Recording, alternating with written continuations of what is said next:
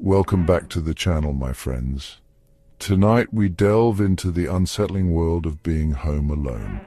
Because let's face it, there's a specific kind of fear that grips you when you're all alone in the dark. The silence punctuated only by the creaking of the house, and tonight we're going to explore that fear.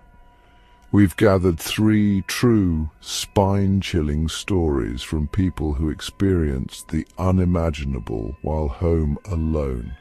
Each tale, told from their perspective, will send chills down your spine and make you want to check the locks twice. So, dim the lights, turn up the volume, and let the soft patter of rain lull you into a false sense of security. Because tonight we face our fears head-on.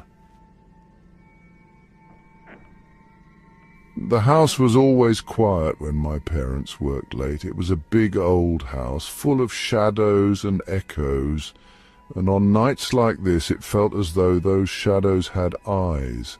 I was curled up on the couch, trying to lose myself in a book, but the silence was deafening. Every rustle of leaves outside the window, every creak of the floorboards upstairs sent a jolt of fear through me. I tried to rationalize the sounds away, telling myself it was just the wind, just the old house settling. But deep down, a primal fear whispered that I was not alone.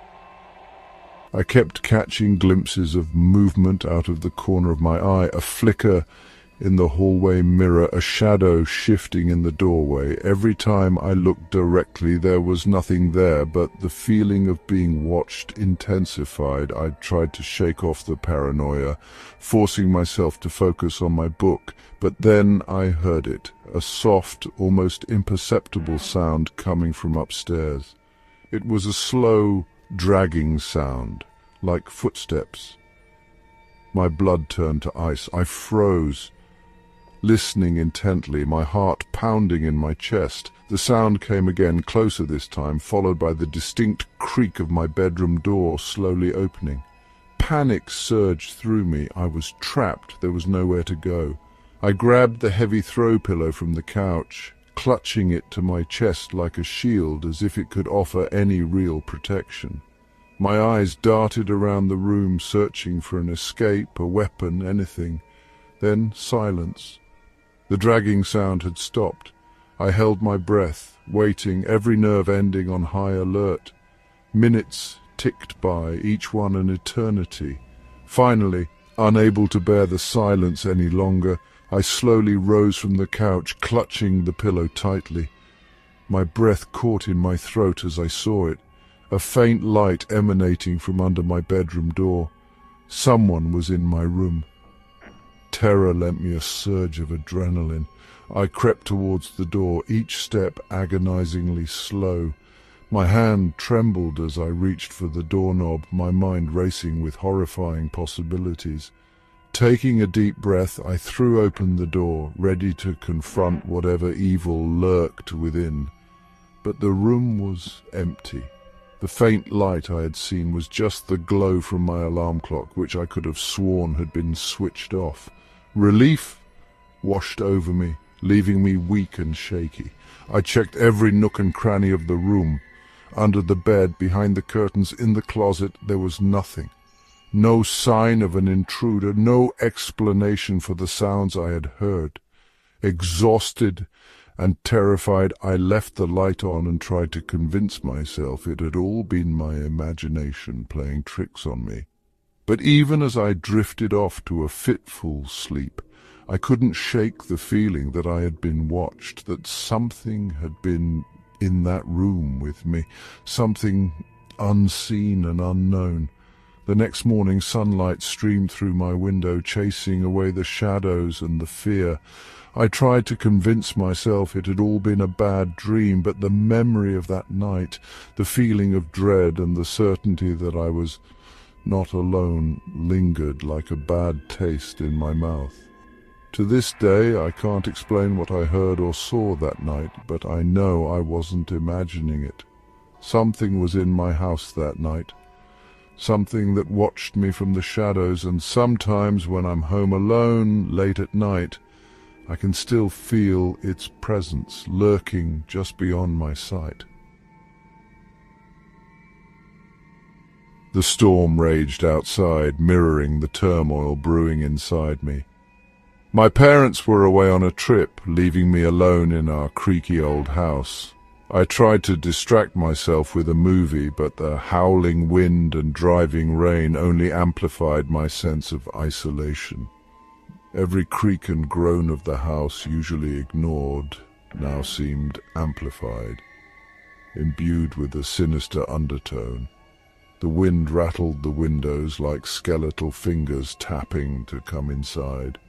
I told myself it was just the storm, but a knot of unease tightened in my stomach. Then I heard it. A distinct scratching sound coming from the attic. It was a slow, deliberate scraping, like claws on wood. My heart pounded against my ribs. I strained to listen, my senses on high alert. The scratching continued, rhythmic and relentless. My mind raced, conjuring images of raccoons, squirrels, anything to explain the noise. But the attic had been sealed off for years. There shouldn't be anything up there. The scratching stopped abruptly, replaced by an eerie silence that was somehow more unnerving. I tried to convince myself it was just my imagination, but the seed of doubt had been planted. I couldn't shake the feeling that something was wrong, something more than just a stray animal in the attic. As the night wore on, the noises escalated. Thumps from the floorboards above, as if something heavy was pacing back and forth. The distinct sound of something dragging across the attic floor, slow and deliberate. Fear coiled in my stomach, cold and constricting. I clutched a throw pillow to my chest, my knuckles white. Sleep was impossible. I was trapped in a nightmare symphony of unexplained sounds. The worst was the whispering.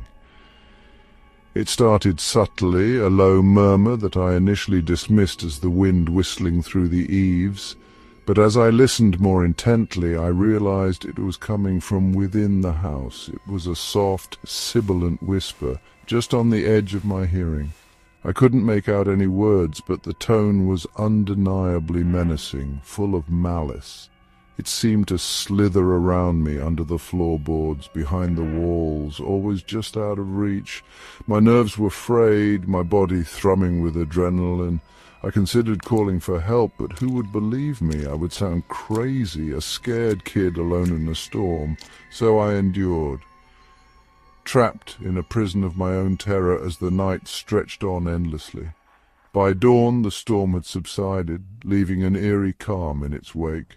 The noises had ceased as if they had never been. Exhausted and emotionally drained, I finally drifted off to sleep, the first rays of sunlight filtering through the curtains.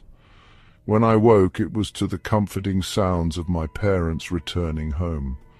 Relief washed over me, chasing away the last vestiges of fear. I told them about the noises, but they dismissed them as the storm playing tricks on my mind. I wanted to believe them, I needed to believe them, but deep down I knew the truth. Something had been in that house with me, something unseen and malevolent, and though the noises had stopped, the memory of that night, the sheer terror of being stalked by something I couldn't see or explain, would forever haunt me. The house felt different that night, heavier somehow, as if the air itself were holding its breath. My parents were out for the evening, leaving me alone with a growing sense of unease I couldn't shake. Every creak of the floorboards, every rustle of leaves outside the window sent a shiver down my spine. I was engrossed in a book when I noticed it, a faint scratching sound at the back door. My heart leaped into my throat. I strained to listen, holding my breath. The scratching came again, more insistent this time. I told myself it was just a stray animal, but fear gnawed at my composure. Our house was isolated, surrounded by woods. We rarely had visitors, animal or otherwise. Cautiously I approached the door, peering through the peephole. It was dark outside, the porch light casting long, distorted shadows.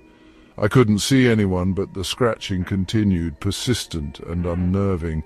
Suddenly, a loud thump against the door made me jump back with a gasp.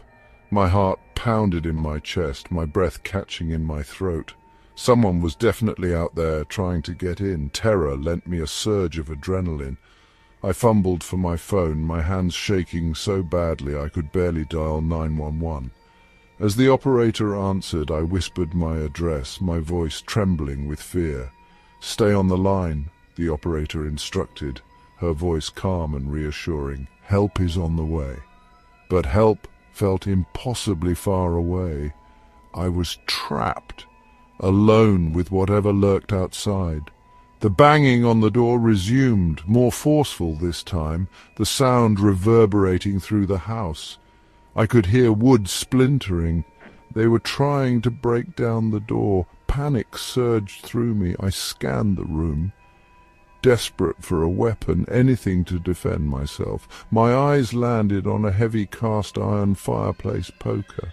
It wasn't much, but it was better than nothing. Clutching the poker tightly, I crept towards the back of the house, away from the relentless assault on the door.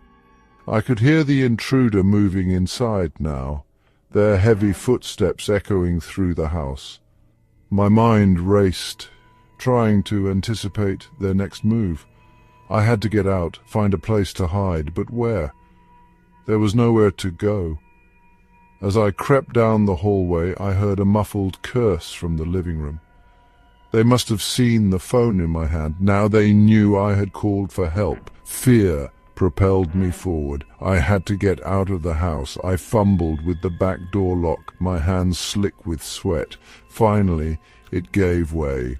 I slipped out into the darkness, the cool night air hitting my face like a slap.